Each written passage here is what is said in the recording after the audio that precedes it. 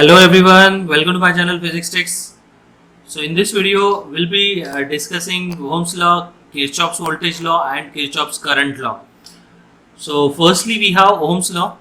See, Ohm's law, most of the students will say Ohm's law is like potential difference is equal to current into resistance.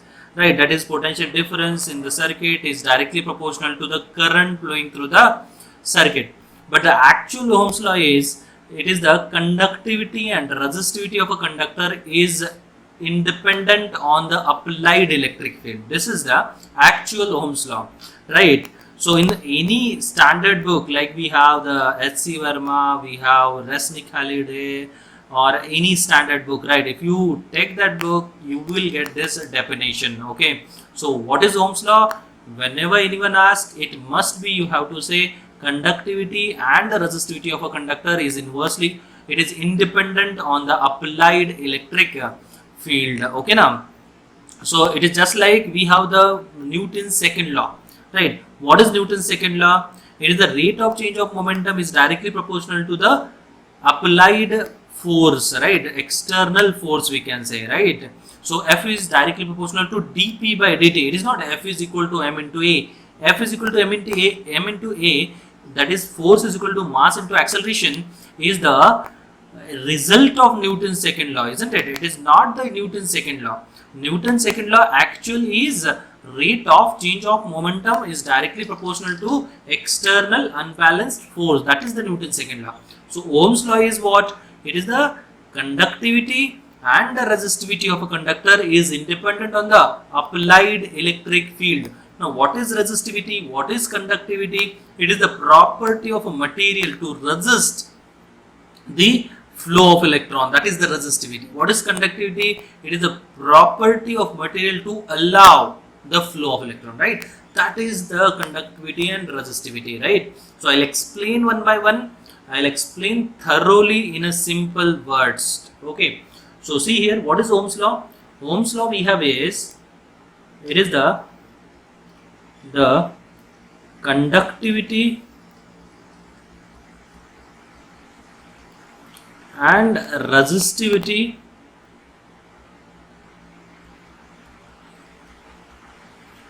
of a conductor is independent on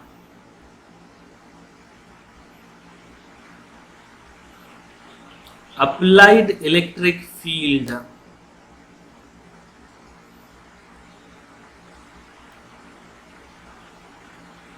Okay, so it is the conductivity and resistivity of a conductor is independent on the applied electric field. So the expression you can write, the current density J is directly proportional to the electric field. So it is the current density depends on the electric field, but the conductivity and the resistivity is independent on the applied electric field. So therefore current density is current per unit area, which is equal to, if you wanted to remove this proportionality sign, we have to introduce some constant, right? That constant we have is conductivity sigma and electric field is voltage per unit length, right? So we have, let us suppose this is the conductor, this is the conductor which we have,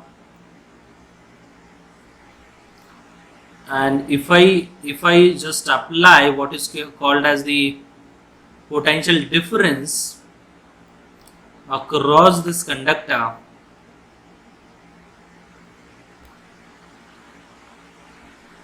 and that potential difference I have is V, and the current flowing through this conductor we have is supposed to be I, right?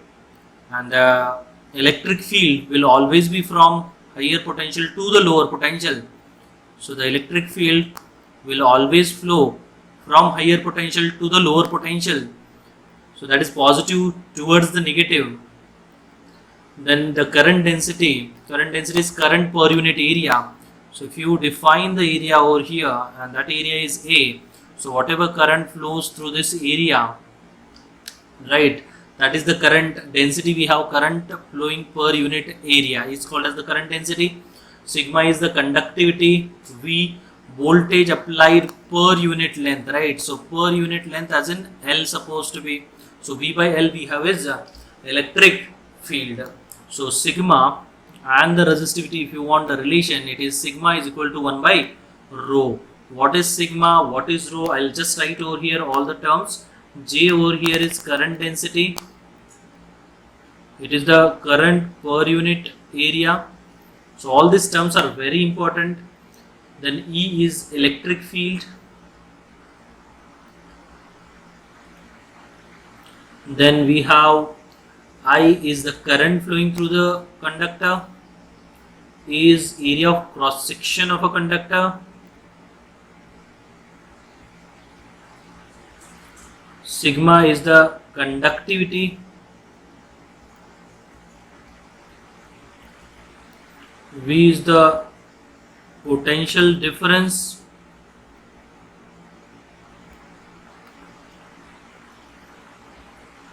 Which is applied across the ends of the conductor. L is the length of the conductor.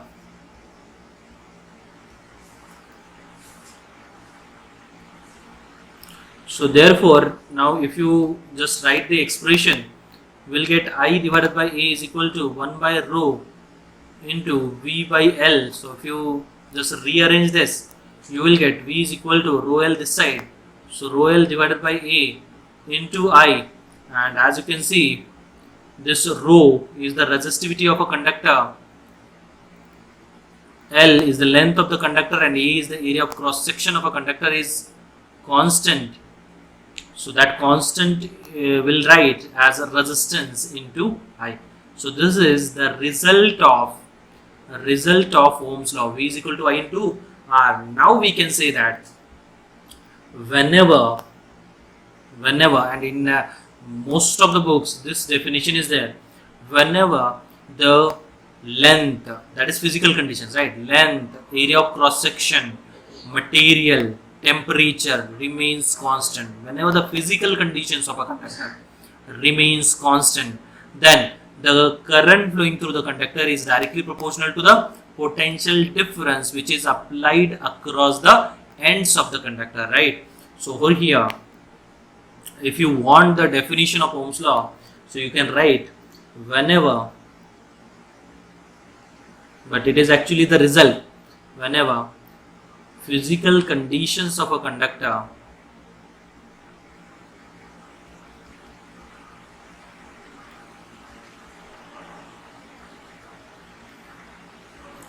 remains unchanged,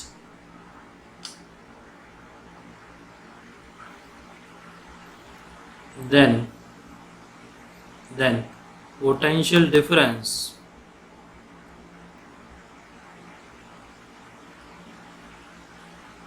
applied across the conductor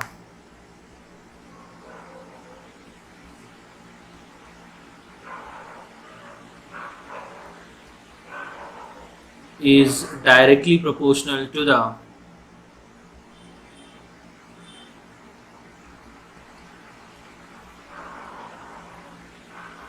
current flowing through the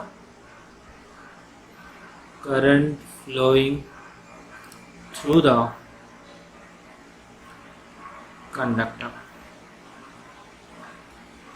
So this you need to understand, right? So what are the physical conditions? If they ask, it is the length, area of cross section, and temperature, etc., right? So these are the physical conditions. If these physical conditions remains unchanged, then and only then the voltage which is applied across the ends of the conductor is directly proportional to the current flowing through the conductor, right? So over here we can write V is equal to I into R. So V is voltage we have, or we can say the potential difference, unit is volts. I is current we have, and unit is ampere. R is resistance we have, and unit is ohm.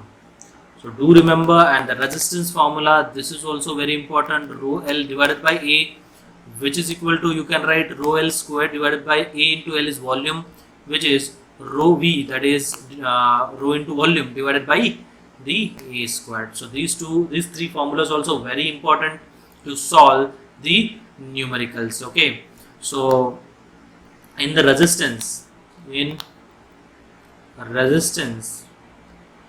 always remember one thing, and that is L length must be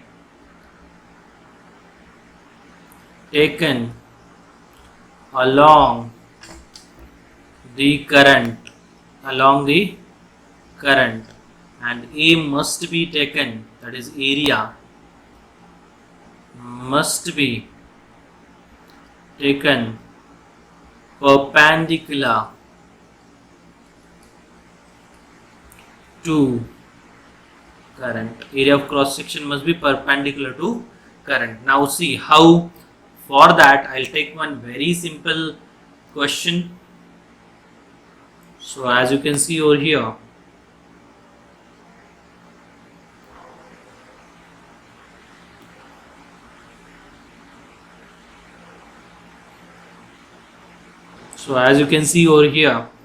this is the x-axis we have, suppose. This is the y-axis we have, suppose, and this is the z-axis we have, suppose, right? Now in this, if you consider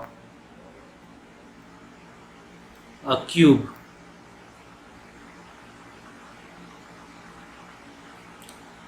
or a cuboid,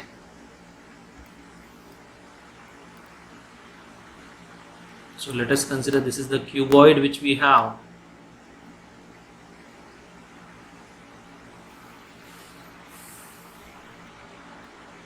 Of length L, breadth B,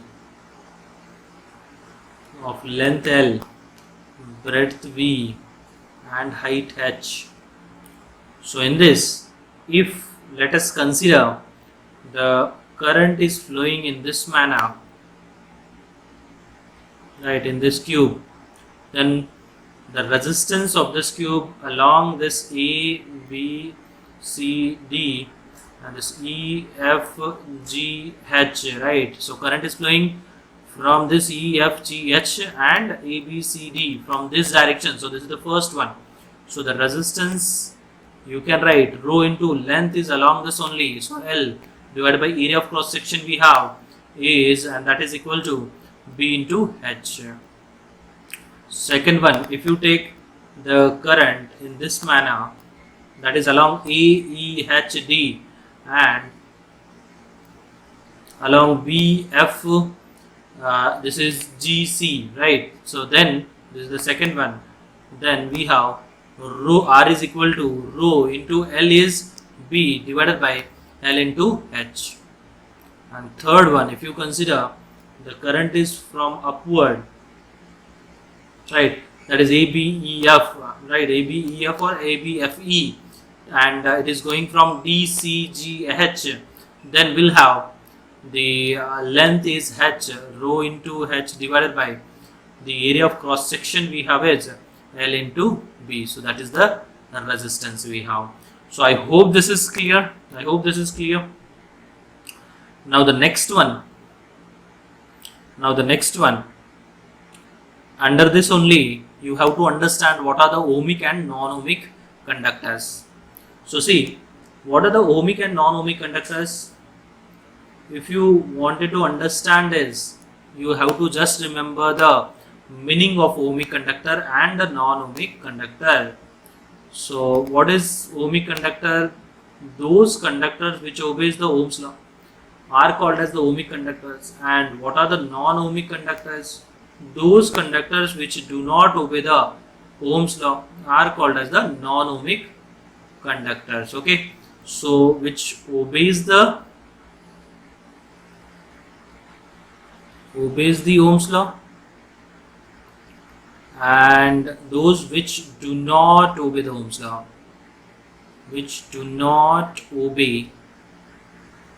the Ohm's law. So I hope this is clear. Which do not obey the Ohm's law, right? So ohmic conductor, all the metals except one or two. Non-ohmic, all the insulators except one or two semiconductors, we can say diode, transistor, everything, right? Okay, now after this we have KVL and KCL. Now I'll take KVL, KCL through questions, right? so that it will be very clear to you all. Chalo, so I'll take firstly what is Kirchhoff's laws, right? So Kirchhoff's laws. So there are two laws of Kirchhoff's. One is first law, that is the Kirchhoff's current law, we can say.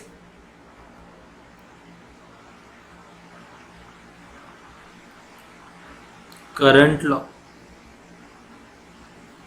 that is also called as KCL, Kirchhoff's nodal law, we can say, right? And second one, Kirchhoff's voltage law, that is also called as Kirchhoff's loop law, isn't it? So famously known as KVL. So this is also called as nodal law, and this is also called as the loop law. Okay, so now what is Kirchhoff's current law? Listen. First one we have, and that is Kirchhoff's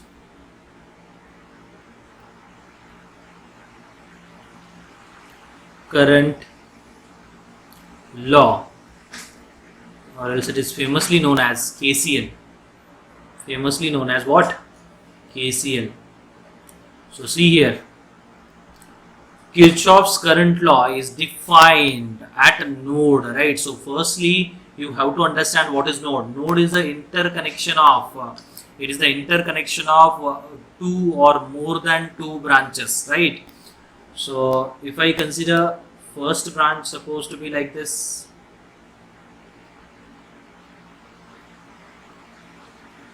second branch you can consider like this, third branch you can consider like this, fourth branch you can consider like this, fifth branch you can consider like this. So from this, I1 is incoming supposed to be, I2 is incoming, I3 is outgoing, I4 is outgoing, and I5 is also outgoing. So this point where number of branches are connected, right, that is called as the node. So Kirchhoff's current law is defined at a node. Now what is that Kirchhoff's current law? At a node, sum of incoming current must be equal to outgoing current, right? So you can write it at a node, sum of incoming current must be equal to outgoing current. Okay, now sum of incoming current must be equal to outgoing current. Now incoming current at a node is I1 and I2. It is an incoming current. So I1 plus I2 is the incoming current. What is the outgoing current? I3, I4 and I5. So I3 plus I4 plus I5. This is the outgoing current. So sum of incoming current must be equal to what? Outgoing current. Now see, this law is based on the law of conservation of what? Charges. Why? Because at a node, whatever charges are incoming, charges neither be created nor be destroyed, but we can transfer the charges from one place to the other place or from one body to the other body. It is possible, isn't it? So whatever charges are coming at a node, that must be distributed through other nodes, right? Other branches. So over here, this law is based on law of conservation of charges. Law of conservation of charges. So I hope this is clear. This law is based on the law of conservation of charges. So this is all about the Kirchhoff's current law. I'll take one question based on this. This question will be very simple. So these are the branches given. This is I1 is equal to 2 ampere supposed to be. This is 2 ampere, that is I2. This is I3 that you need to calculate. Then this is I4 and this is I5 that is equal to 4 ampere given. So you have to calculate I4 and I3. Okay, now see, at a node sum of incoming current must be equal to outgoing. At a node, sum of incoming current must be equal to outgoing. At a node, sum of incoming must be equal to outgoing. At a node, sum of incoming must be equal to outgoing. Okay, so over here 2 ampere current is flowing in this manner. So 2 ampere current has to flow in the upward direction, so that this will be incoming must be equal to outgoing if you consider node at this point. Okay, at this point if you consider node, so 2 ampere is incoming and 2 ampere is outgoing. So what is the current flowing through this branch? It must be 0 then. Understood? 2 ampere is incoming, 2 ampere is outgoing. So what is the current flowing through this? 0 ampere. At this point if you consider 2 ampere is flowing upward, and at this point it is 4 ampere which is flowing in the upward manner. So 2 ampere upward, 4 ampere incoming. So what is the outgoing current? It must be 2 ampere, so that this 2 ampere will become 4 ampere. So I hope this is clear. It's very simple if you apply the Kirchhoff's current law at a node. Now we have the Kirchhoff's voltage law. Kirchhoff's voltage law, second one.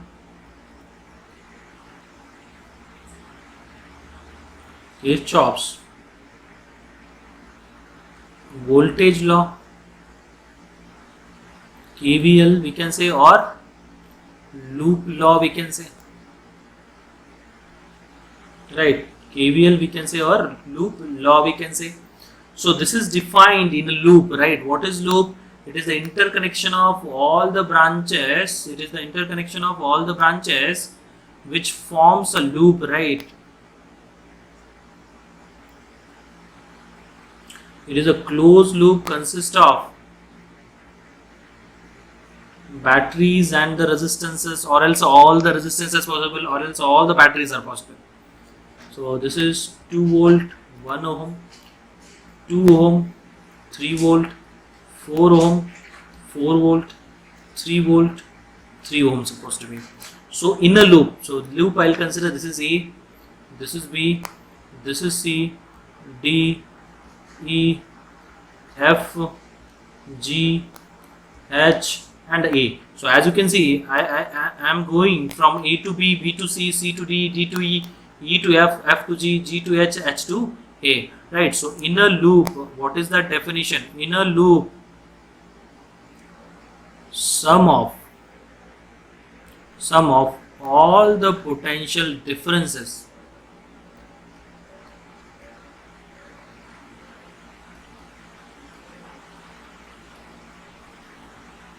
across all the elements must be 0. Must be what? 0. So in a loop, sum of all the potential differences across all the elements must be what? 0. So if I consider the loop, in loop A, B, C, D, E, F, G, H and A, this is the loop. So A to B, if I go and I can consider any current direction, I'll consider the current direction in this way. So this current is I supposed to be. This current is flowing from higher potential to the lower potential. That means across the resistance it must be like this. Current direction you have to see, and accordingly you have to mark the positive sign and the negative sign. This is positive, this is negative. For the battery, always the bigger terminal positive, smaller terminal negative. Over here also positive, negative, positive, negative. C to D current is flowing. That is the reason I mark this is positive, this is negative, right? Always from higher to lower. So this is positive, this is negative, higher, lower, positive, negative, positive, negative. So I hope this is clear. So just apply what is called as the Kirchhoff's voltage law. Potential difference across 2 ohm is minus I into 2. Why? Because it is dropping. We are going from positive to negative. So dropping minus, then positive to again negative, dropping minus 3, minus 4I, minus 4, minus 3I, minus 3, minus I, minus 2 is equal to what? 0. Now if you just calculate minus 2I, minus 4I, 6I, minus 9I, 10I. So minus 10I, this is minus 3, minus 4, minus 7, minus 10, minus 2 is minus 12 is equal to 0, is equal to 0. So 10i minus 10i is equal to 12.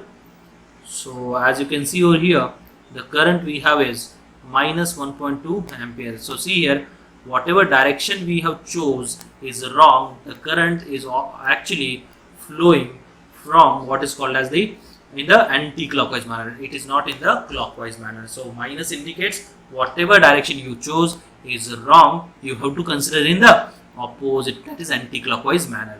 Now see, in the series we always consider, right, where in the series current remains same, and in the parallel the current divides and voltage remains same. Now why is so, right? So once you understand KVL and KCL, you can apply this laws, and we can say that in series current remains same, and in parallel voltage remains same. So that answer I'll give now. But before that, you have to understand KCL and KVL, right. So over here we have supposed to be the series combination of resistances.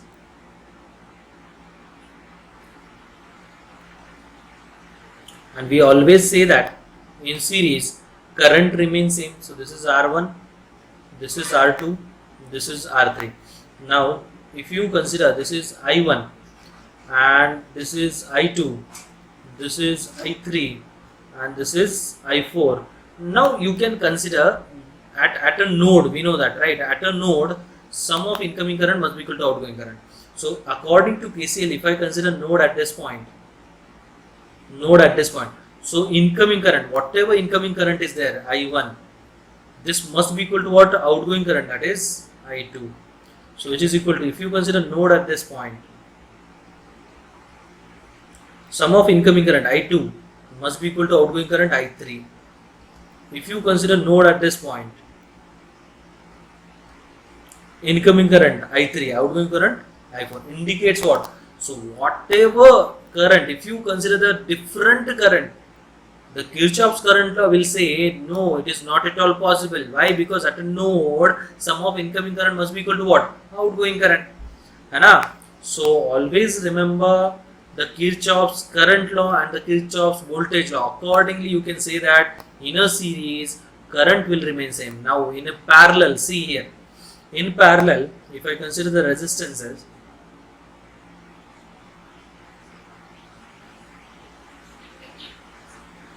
this is plus minus, this is R1, across that V1 supposed to be, plus minus, this is R2 and across that V2 supposed to be. Now plus minus, this is R3 and across that V3 supposed to be, right? I'll just draw it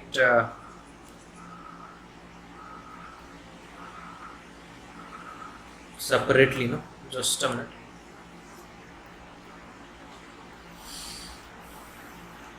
Okay, so see here, we have supposed to be the three resistances. One is over here, second one is over here, third one is over here.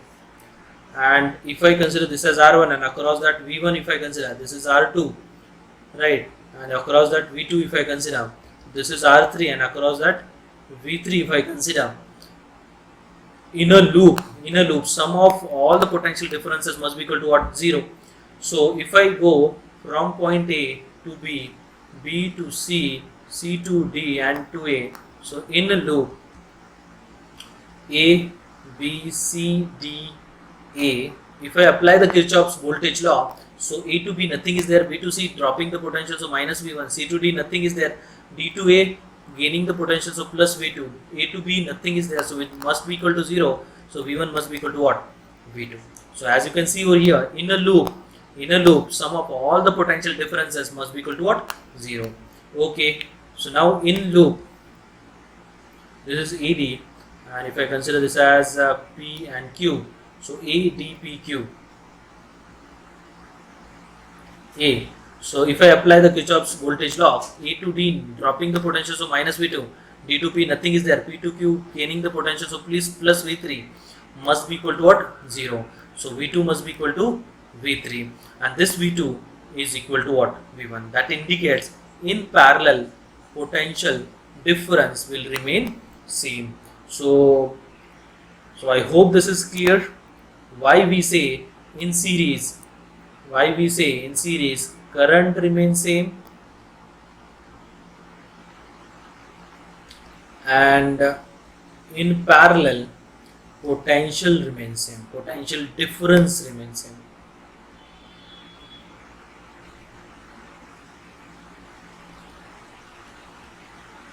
So I hope this is clear to you all. Now if anyone has any doubt, they can always comment in the comment box, and if I'll try to reply to that comment as soon as possible. Thank you so much.